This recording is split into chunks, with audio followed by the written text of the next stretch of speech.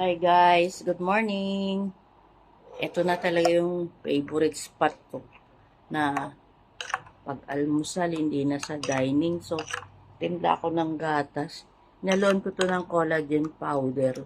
Hindi ko alam ba't ganyan naging kulay. Puti naman yung collagen powder.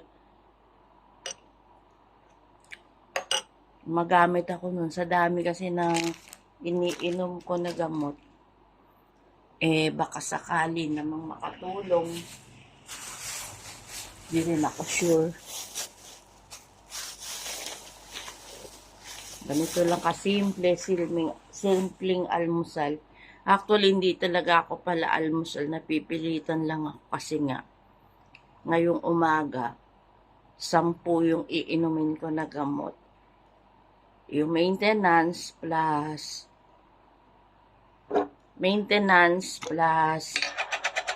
uh, vitamins.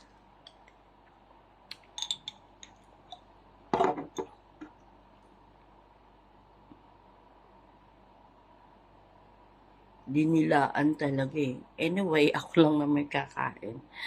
Ayun. Ayan, kahit isa lang nito kasi ayun. Nandito ko sa bahay, nagiintay ako ng tawag.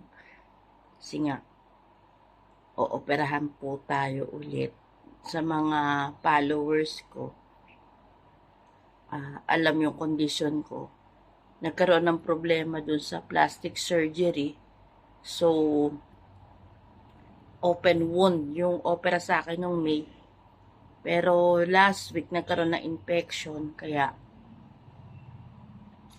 hindi pa natutuloy. So, iniintay pa. Iniintay pa yung